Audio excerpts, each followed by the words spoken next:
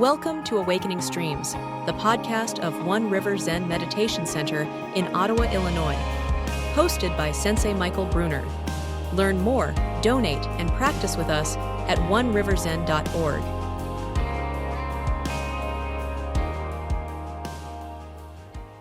Well, it's a wonderful morning to practice. It's a nice balmy 13 degrees outside. Yeah? It's nice to be inside, sitting in the zendo in front of the fire. Yeah? A lot of times I think we want our lives to be this way, cocooned in, sitting and appreciating the wonder as it unfolds before us, the wonder of our lives, of our lived experience.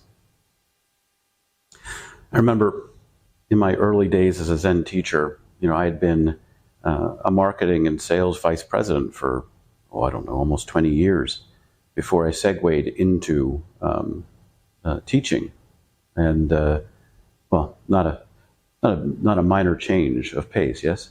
But when I left the professional workforce, I had, obviously a number of staff who did all kinds of different functions, sales, IT, marketing, operations, and everybody was pigeonholed into a specific part, a specific cog in the machine, and they were able to make it run very efficiently.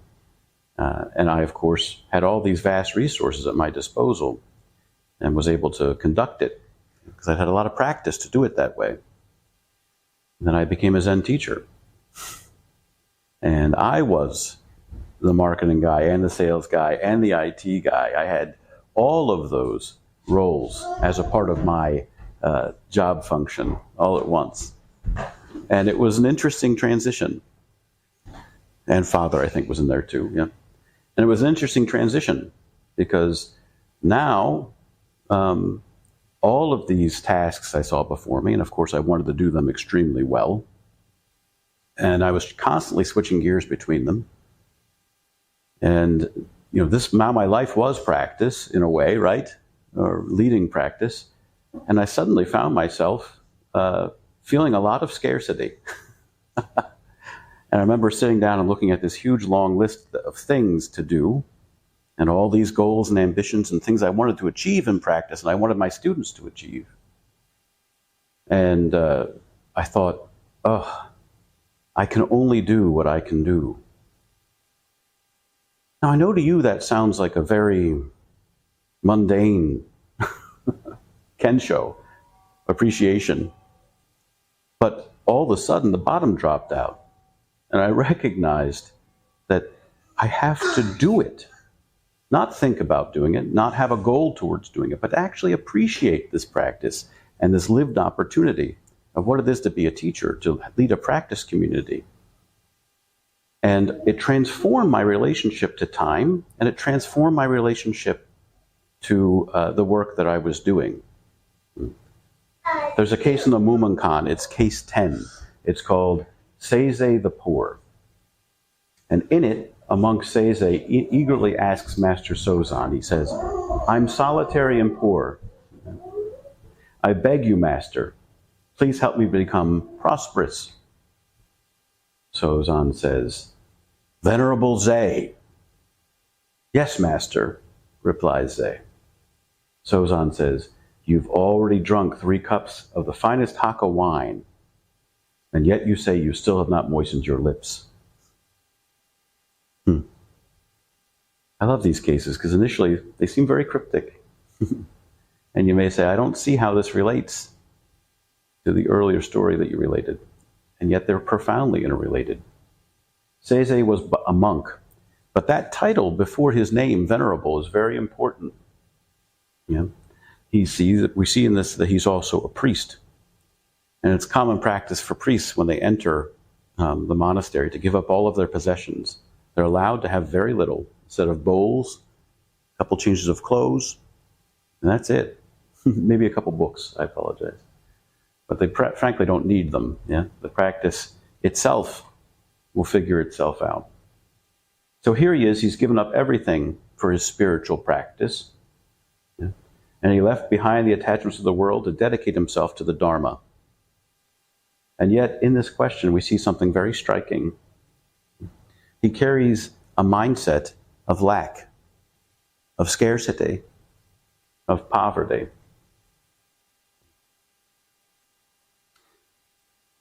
I'm solitary and poor, he says, and he begs to be made prosperous.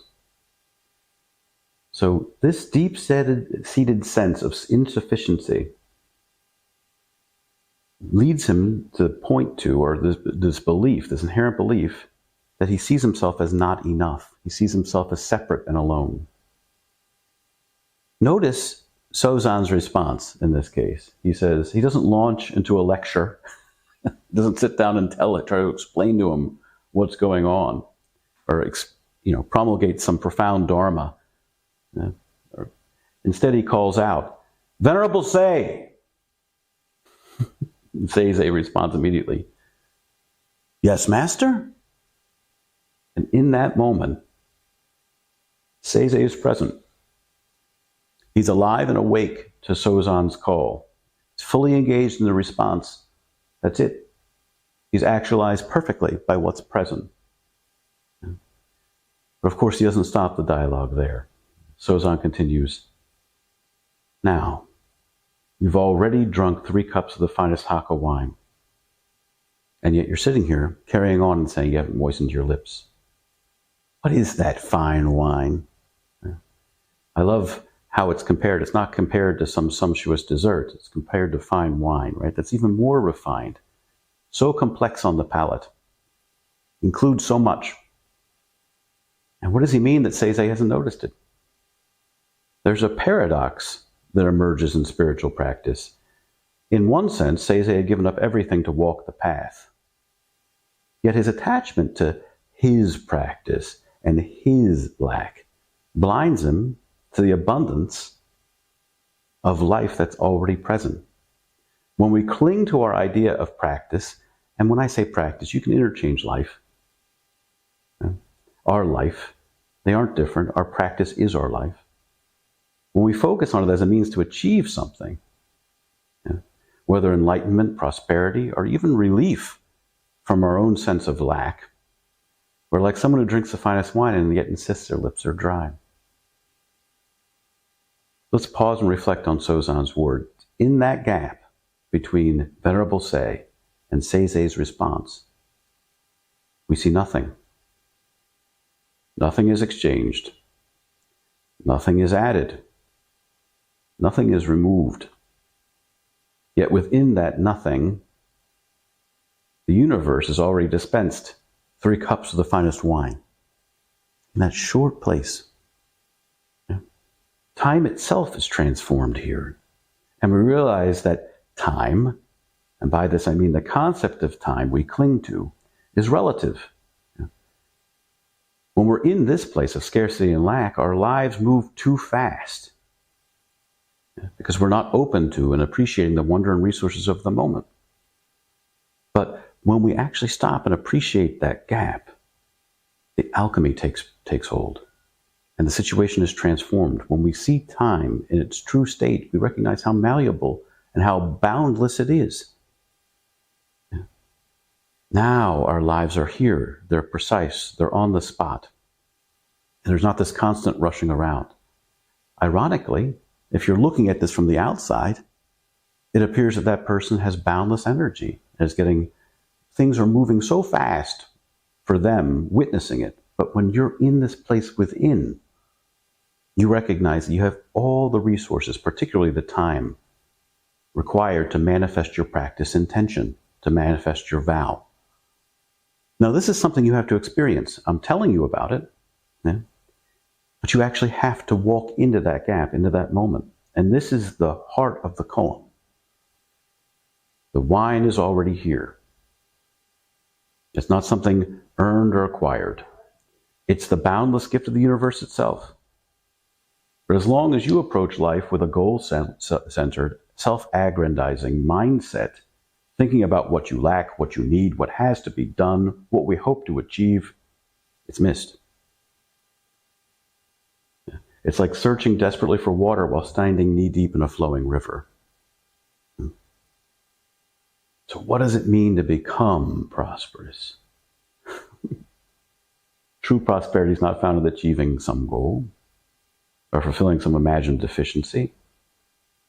True prosperity arises when we stop grasping for more and we start living by vow. by intention. When we let go of the small self's endless striving and open ourselves to the vastness of the universe and to the imperative that's present in this moment. I say it often, but this isn't a dress rehearsal. Yeah? When you walk by someone who's struggling and suffering, the stage doesn't set again and doesn't repeat itself. That's your opportunity to step into that boundless gap and to manifest as the abundance. Living by vow means aligning our intentions with the alleviation of suffering.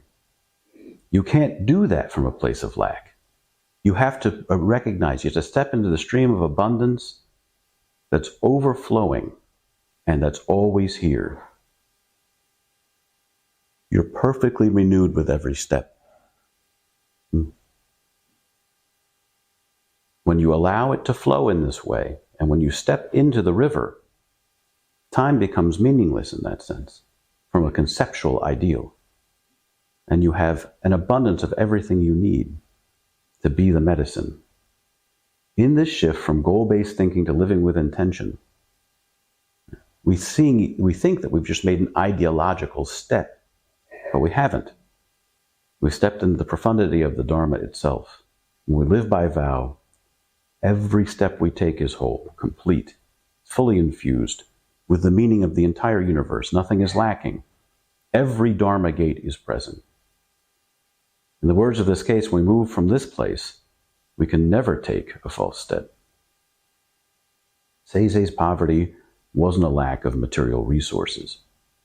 It was his attachment to the idea that he was missing something, that he was solitary, that he was separate, that he was incomplete, that his life had moved too fast, and now he'd found himself drowning in the current.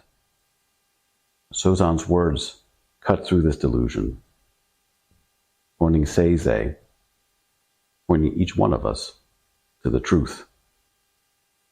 The wine is right here for the tasting. All that remains for you is to recognize its subtle savor on your lips. Yeah. So notice this week and step into your deeply held beliefs. Yeah. We say we don't have time to practice. Like I said earlier, it's ironic because you can, those words, practice and life. I don't have time to life. I don't have time to be here for this. Yeah? And then you wonder why your life is chaotic and tumultuous. Because we're clinging to some idea of what it is. Ideas inherently only manifest themselves through contradiction. Yeah? For you to be a you, there has to be an I. If there's a Hoen, right, then there's a sensei. But it's not, once we step into that world of ideas, we're swept away on the current of good, bad, right, wrong. But when you step into the gap and you just appreciate what's right in front of you, then you're always at home. Yeah. Free from the cycle of birth and death, from judgments, from conjectures and refutations. We live our lives in a way where we can savor every drop. Thank you for being here this morning. Wonderful to practice with all of you. Stay warm.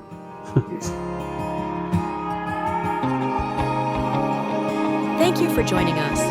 If this podcast was meaningful for you and supported your practice, please give us a hand by visiting us at oneriverzen.org today.